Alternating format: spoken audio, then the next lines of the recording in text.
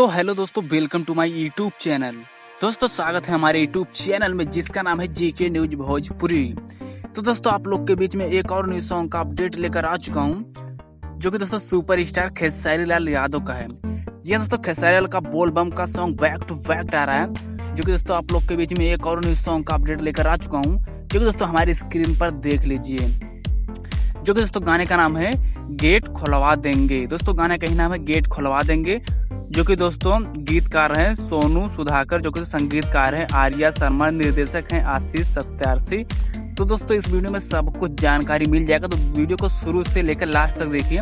और दोस्तों चैनल पे हमारे नए हो तो प्लीज आपसे रिक्वेस्ट है फटाफट हमारे चैनल को कर दिए सब्सक्राइब, क्योंकि दोस्तों न्यू गाने का अपडेट सबसे पहले लाता रहूंगा, तो प्लीज चैनल को सब्सक्राइब कर दीजिए।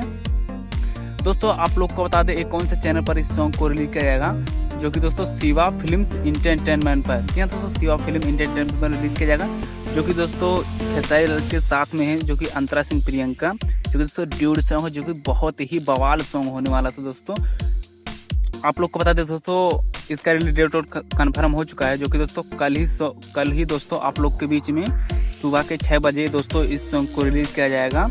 जी हाँ, सुबह के 6 बजे इस सॉन्ग को रिलीज किया जाएगा। तो दोस्तों अपडेट कैसा लगा प्लीज हमारे कमेंट कर दीजिए, चैनल पर नए सब्सक्राइब। चलिए दोस्तों मिलते हैं फिर और किसी